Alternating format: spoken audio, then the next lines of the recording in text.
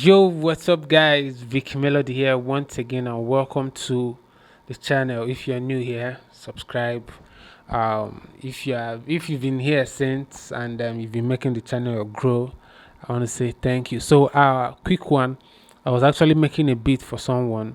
Yeah, there was a sample he sent to me that he wanted me to recreate a beat for him. So, I was in the process of making the beat. Then I did something that I felt I should share on the channel. So if you guys haven't seen, I dropped a new song of mine. If you've not seen it, you should see it on the card anywhere, or at the end of the video you see it, or in the description. You guys should just help me stream, share, so that I could get more followers on my streaming platform. So without wasting much of your time, I'm going to show you the beat I was working with and the side chaining I did, because normally, well, when I enter into the system, I'll start explaining what I do before and why I choose to do this particular side chain now. So let's head into it.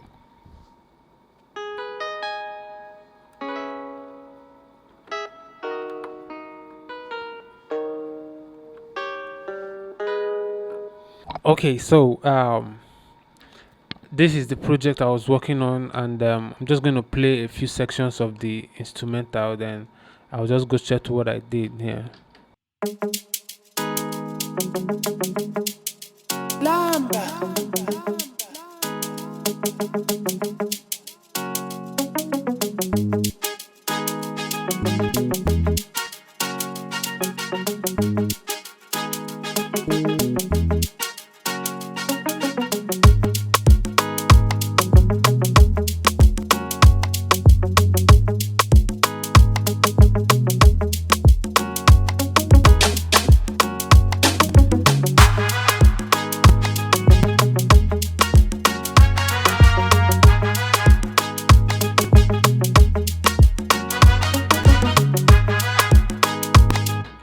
Okay, so if you listen, there was a time my system was kind of lagging because I disconnected my sound card for me. I used the system sound card so I could be able to record the screen.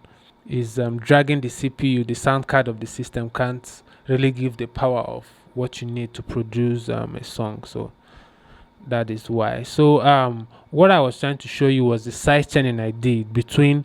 At this point, you see that I have a bass here, and I also have a kick. Where is this kick? I have a kick here.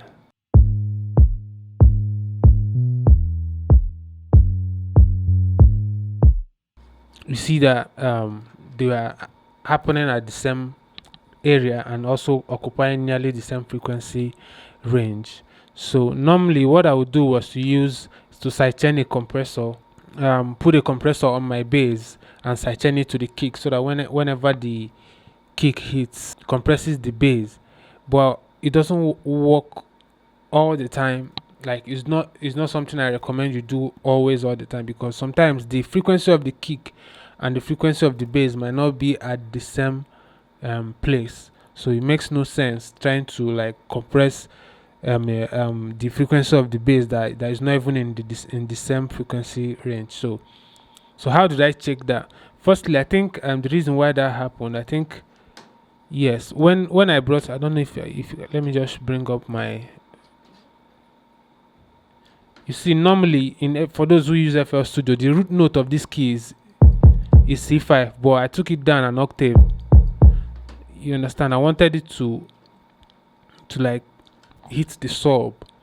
You understand? So I already know that the sub part of my sound is coming from the kick. So the body of the low end is now what my bass is feeding. So what I will do is, since I know that the sub is for the kick alone, so I will have to like do EQ sidechaining with the kick and the bass, so that I wouldn't mess up my complete low end. You understand? So that was why I did that. I don't know if you're following, understanding what I mean. So I've had guys from this channel who came around to visit me, and also we also did some one-on-one lectures. So it was fun to meet some people physically that came from this channel. It was nice, and most people here are actually nice people.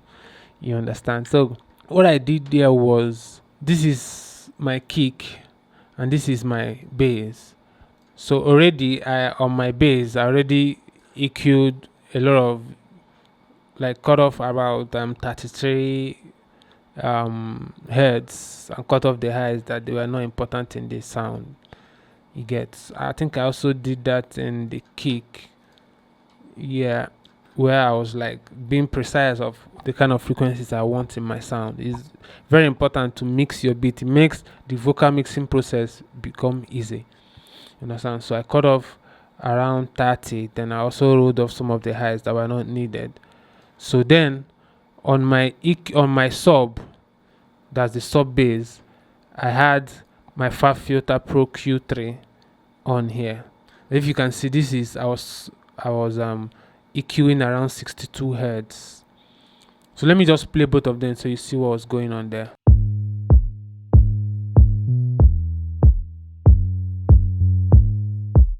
I want you to observe this frequency spectrum.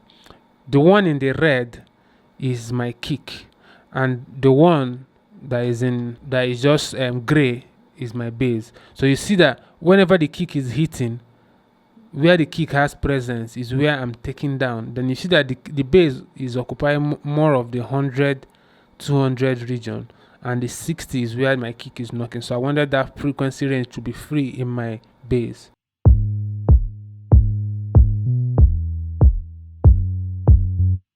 So yeah, that was very simple. So what I did there was just I put my EQ on the channel I want to affect, which is my sub. Then I came to my kick and did right click here and say sidechain to this track. Sidechain means take information from this track, you understand? So I was taking information from my kick. Then I came to my for those who use Cubase, the process is also different. Yeah, so I came to the EQ, then came here to the wrapper setting, then you come to processing. If you've also not seen the track spacer video, you could also see that where I did something similar, but it was for vocal mixing. I think that works perfectly for vocals. You could also do this process in vocals, yeah, but only when there is a particular frequency range that is clashing with your vocal. So I think that's when you need an EQ automation, you understand? But this one works mostly for instrumentals. So I came here, then I selected my stereo sidechain. I connected my kick. This is my kick, the BNK. That's what it is. So it's receiving information from there. So then what I did there was to activate dynamic EQing. You understand? Then after that, activating dynamic EQing, you come over and switch it to manual and off the automatic, because when you on it, it's usually at automatic. So I just put it off, then so that I could blend in the amount of attenuation or reduction I want. Then you won't be getting any signal until you highlight this blue bar here to activate the sidechain. So once you do that, it's as simple as that. Once you do that, you have your sidechain working perfect. I think I should just do a vocal on this. So normally let me just switch over to where I record my vocals. I record vocals with Cubase 12 and do my instrumentals on FL Studio and do my mixing and mastering in FL Studio. So but I like taking vocals because I'm flexible with vocals in Cubase. So let's switch over to Cubase and let me put some vocals and see what we can get from here. So I'm coming back in the next Okay, right now, so we are in Cubase, and I'm going to be using our vocal mixing preset. So if you've not gotten our mixing preset, do well to get it. That's also a way of supporting the channel, and it will also help you. So I'm going to use it direct and just record a rough stuff. Yeah, I already have my presets saved. So whenever I come, I will just select it. It's already at the top. When it comes to I saved it under recording.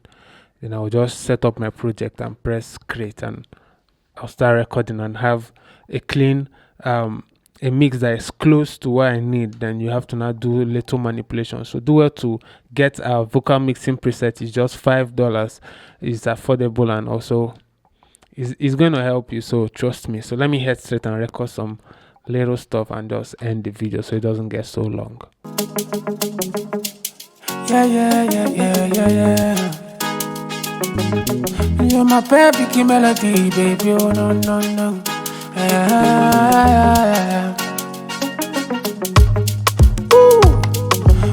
Welcome to my YouTube channel.